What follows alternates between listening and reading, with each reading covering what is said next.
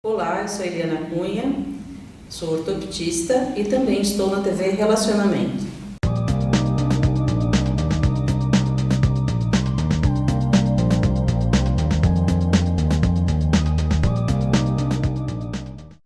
Olá, internautas, iniciamos mais um programa Gestão Executiva e hoje nós vamos falar da área de saúde, uma profissão que merece todo o nosso respeito, que é espetacular.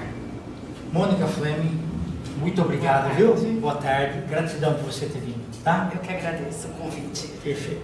Mônica, conta um pouquinho para os nossos internautas onde você nasceu, um pouquinho da sua trajetória profissional. A grande dúvida do pessoal é assim, em que momento da vida ela decidiu pela área de saúde? Então, boa tarde. Como a gente já disse, eu chamo Mônica Fleming, tenho 47 anos. E aí, quando eu decidi que eu iria para a área de saúde, agora eu já tenho 23 anos de formação, então a gente começa meio sem saber para que rumo a gente vai tomar dentro da área, né? E eu comecei mesmo a trajetória dando aulas dentro da enfermagem e radiologia. Não, mas antes, no médio ou no sei lá, fundamental, você tinha alguma ideia de humanas, exatas, biológicas, tecnológicas, que você iria para a saúde? Tem parentes que... Não, eu sou a primeira pessoa da minha família formada. Na verdade foi isso, né? Meus pais lutaram muito para isso. Desde o ensino médio eu tinha certeza que para exatas eu não ia, né? E eu tinha um sonho de ser professora. Esse aí eu já tinha, mas eu buscava algo mais. Então, assim, sonho mesmo, eu pensava em fazer medicina, não foi possível. Fui para a enfermagem e sou muito feliz dentro dela. Bacana. E dentro dela eu pude realizar a outra coisa que eu tinha muita vontade, que era dar aula. Bacana. Quando você estava indo no médico, você tinha medo de sangue, alguma coisa? Não. Nunca tive. Porque tem gente que, né, que vê um quartinho assim já... Não, eu acho que pelo contrário, eu sempre fui muito de me meter muito nas coisas. Então, se eu via alguém passando mal, mesmo antes de ser formada, eu corria atrás de tentar resolver. Então, eu acho que eu nunca tive problema com isso. Eu acho que eu já fui meio pro caminho que eu queria mesmo. Não tive dúvida. Não teve nenhum ponto que falasse assim, mas você quer parar a faculdade? Não. Eu fui desde o começo ao fim sabendo o que eu queria fazer. Mônica, é interessante o seguinte, que como você tinha o objetivo de dar aulas, a assimilação que você tinha é maior. Não era assim, estar por estar na sala de aula. Não, você queria, além de falar, olha, eu preciso ser uma ótima profissional de serviço, eu também quero ensinar. Então Sim. Isso te fazia você ter mais, assim, mais atenção em tudo, né? Sim, na verdade, eu acho que a aula também me serviu durante esses anos todos como uma terapia. Eu sabia de um plantão difícil, pesado, assim, a maior parte do meu tempo foi em pronto-socorro, pronto-atendimento. Então eu saía daquele peso e ia dar aula, parecia que eu relaxava e meu dia estava começando ali. Então são experiências totalmente diferentes dentro de uma saúde só, né? Então você consegue ir desmembrando um pouquinho as coisas. Você falou uma coisa interessante. Uma vez, quando eu lecionava em algumas universidades, uma vez eu fui falar com um grupo de alunos de ensino médio, como assim, aquelas escolas voluntárias. Aí eu cheguei para uma aluna e falei assim, o que você quer ser? Olha, eu acho que eu quero ser enfermeira. Por quê? Porque eu assisto Plantão Médico, eu acho o Jorge Angeloni bonito.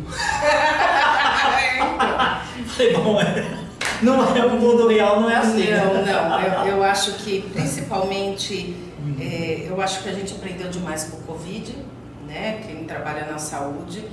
E a gente está vivendo um outro momento muito, muito difícil, que eu acho que para a gente que está dentro do campo está sendo pior ainda do que o Covid, que é esse momento que a gente está tendo da dengue. Então, assim, parece que não é tão divulgado, mas o serviço está muito pesado. Está muito difícil, a gente sai de plantões que tem hora que a gente pensa, nossa, será que eu volto amanhã para cá? Então, são desafios que a gente tem dentro da área. né? Eu sempre trabalhei, a maior parte do meu tempo eu trabalhei em saúde pública, não foi em particular. Então, eu já passei pelo Hospital Dante Pazanese, já passei, estou agora no Amaperi, a gente vai virar UPA, então PS da João Paulo, então eu sempre estive envolvida dentro de pronto-socorro a maior parte do tempo. Ô Mônica, porque assim, ó, quando você sai da faculdade, né, termina o curso, mas você entra no pronto-socorro e que você não é a pessoa visitante, você é que vai prestar o serviço, aquele é o mundo real, né? Porque você não sabe o que vai vir, né? Não, então, na verdade a gente tem a ilusão que a gente está fazendo uma faculdade e você sai pronto de lá, né? E na verdade é uma expectativa que não existe. Sim. Acho que eu fui aprender com meus alunos quando eu entrei na área. Porque você não tem tantas oportunidades como você pensa no estágio, né? Tem a insegurança de deixar um aluno fazer alguma coisa, então a gente aprende na vida. Na carreira mesmo, às vezes tendo a dificuldade no dia, eu não sei fazer isso e agora eu vou dar as caras e vou fazer, né? Ou eu vou virar as costas e fingir que eu não vi o acidentado ali, né? Sim. Então você tem essas duas coisas, ou você vai encarar e vai aprender com isso, com esse problemão que você está na mão, e isso é a vida toda. A gente, até hoje, 23 anos de formada, existem situações onde eu nunca vivenciei e está sendo a primeira vez. Tá. Como que a postura? Porque você tem o acidentado, você tem os familiares chorando, aqueles que falam assim, salva ele, não sei o que e tal. Como que é essa absorção aqui? Você não pode se deixar envolver com todas as coisas do pessoal, senão é duro, né? Mas é duro também não assimilar. Sim, né? Sim. Porque assim, a família já chega muito nervosa, né? E se você não consegue, às vezes a gente tem que ser até um pouco frio. Sim, porque senão você não consegue brecar a família se também. Se você chorar junto, pior. Não, então, você tem que ser frio ali para conseguir dar os cuidados, né? Então, às vezes a família vai pensar, nossa, olha como que ela foi. Mas se a gente não breca a família ali, você não consegue, né? Você não consegue dividir o seu trabalho com a emoção da família. É verdade. Nossa, Você está tratando o amor de alguém. Exato. Né? Então, e quantas vezes, às vezes a gente tem que se deparar e pensar assim, poderia ser alguém da minha família também, né? Então, você tem que ter sangue frio, você tem que ser um pouco mais radical no vamos parar por aqui, a emoção, calma. Sim. E deixa com a gente aqui. Exato. Porque senão é muito difícil. Eu penso assim que o mundo real ele é muito mais dramático do que qualquer coisa, né? Sim. E são condutas muitas vezes ali que são questões de minutos, né? Você tem que resolver aquilo, aquela hora, aquele momento que você tem para fazer alguma coisa, que senão de repente você perde a pessoa ali. Então tem que ter sangue frio mesmo na hora, né? Verdade. Nossa, são coisas que às vezes na vida você tem raras ocasiões de ver determinado. Cada dia é um dia novo, né? Sim. E para a turminha que está começando, que está na faculdade agora, pensando no que eu vou fazer, né? A gente desabafa do sofrimento da gente, que às vezes é difícil. São 23 anos na enfermagem, muitas dificuldades, muitas vezes você pensa em não voltar, mas também quando você olha lá para trás e pensa quanta gente você salvou, né? Aí você volta assim e fala, não, eu não me arrependo do que eu escolhi. Que bacana. Né? E aí o jovem tem que... Hoje é mais difícil, né, tudo, né? O emprego, aonde você vai começar. Então, muitas vezes a pessoa vai para a área de saúde sem ter noção nenhuma, mas porque pensa assim, a área de saúde ainda é a que não tem tanto desemprego que nem as outras. A gente escuta muito isso. Mas não adianta fazer se não tiver vocação para aquilo. É verdade. Não adianta. Eu sonhava muito dos meus filhos. Quem falar assim, eu não tenho estômago para isso, tem que começar a pensar. Nem vai porque não vai dar certo. Não vai dar certo. Eu falo que a primeira aula que a gente tem lá na faculdade, que coloca uma anatomia pra gente, ali ela já é uma divisão, assim, de quem vai aguentar e quem não vai. Tem gente que até passa mal. Tem gente que já passa mal e não volta pra aula. Então eu acho que, por isso que eles colocam a aula de anatomia desde o começo. Sim. Mas eu tinha um sonho no começo da minha época de meus filhos seguirem a minha carreira, né? E hoje em dia eu falo, não, eles, nenhum dos dois foram. Minha filha se formou jornalista, meu filho também está fazendo jornalismo, não quiseram ir para a saúde, mas eu acho que cada um tem que fazer aquilo que gosta. Não é só pensar no dinheiro, não é só pensar aonde eu vou trabalhar, né? Porque a vida depois traça para a gente caminhos que a gente não espera. Né? Eu sonhava em fazer parto, eu não fui para o parto até hoje, nos 23 anos, não fui. Fui para cardiologia. Mas emergência você consegue ajudar, né? Não, já assisti parto sim, dentro de UBS e tudo, mas era um sonho, eu entrei pensando nisso e não fui para isso. Fui para cardiologia, fui para emergência e acabei não indo para... Tá. Eu queria que você falasse até para o pessoal as simbologias. O que é uma UBS, o que é uma UPA, o que é um hospital assim, tá? Adorei o espaço, porque eu acho que a gente tem muito problema com isso. Eu já tive nos 3 campos, né? Quando eu comecei a trabalhar na enfermagem mesmo depois de dar aula, eu fui para a UBS, trabalhei no programa de saúde da família, básica de saúde. Eu trabalhei 10 anos na estratégia saúde da família, né? Onde a gente presta todo o serviço que na verdade teria que ser aquilo que não é para a pessoa adoecer, teria que ser a prevenção. Ok, entendi. E que na verdade a gente tem uma população ainda pouco orientada, com pouca vontade ainda de ser orientada também, né?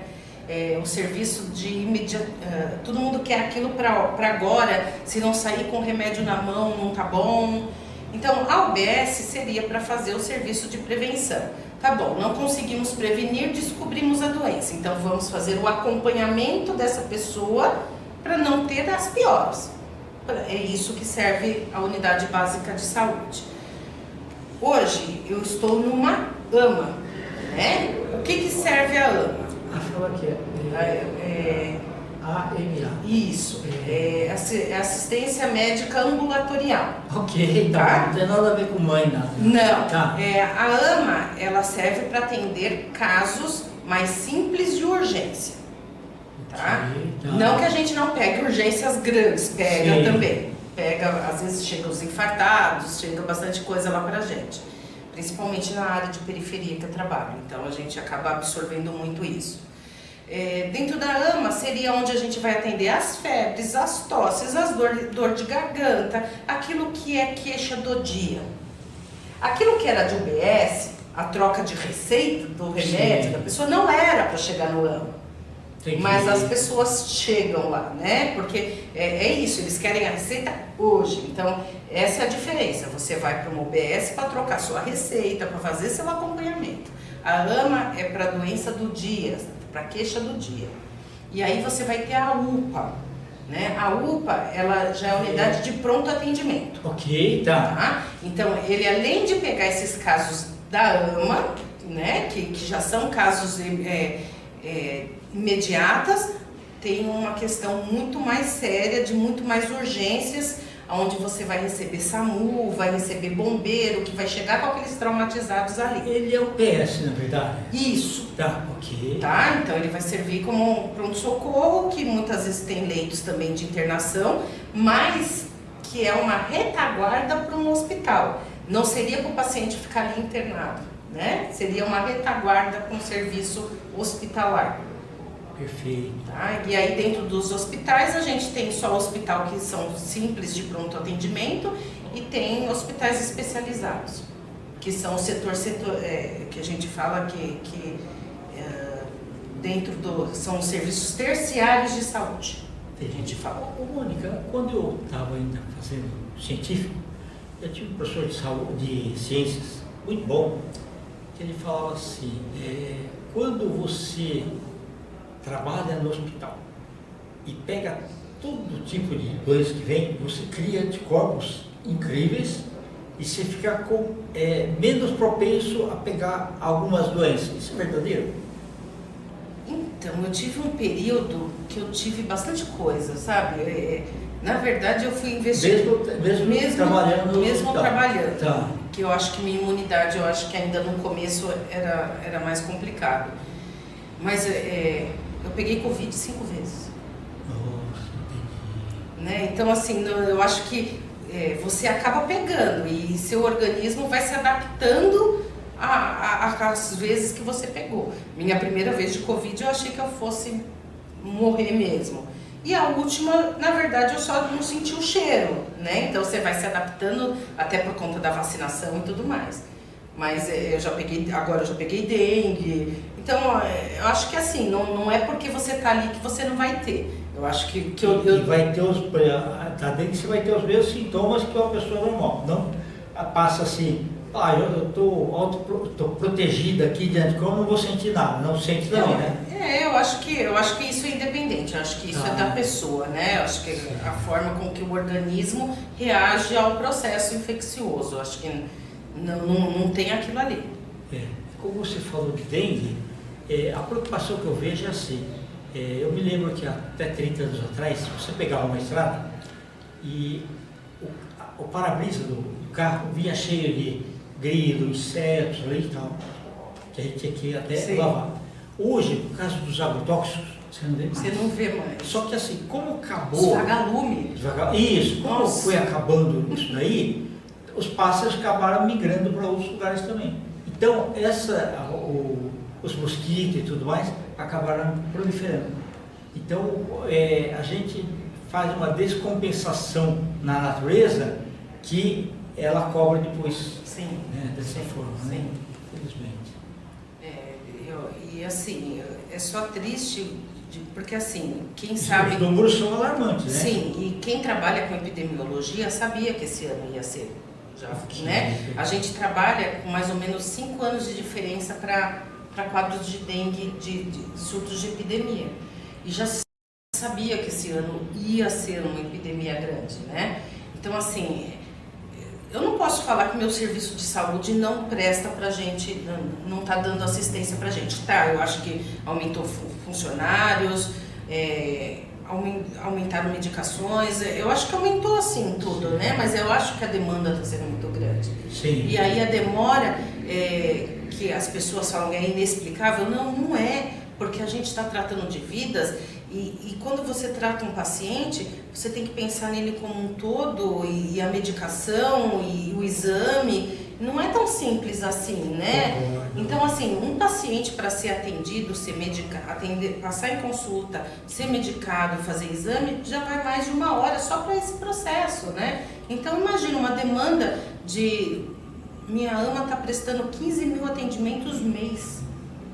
Nossa, entendeu? Então, assim, verdade, aí as pessoas não conseguem enxergar esse número. Não consegue.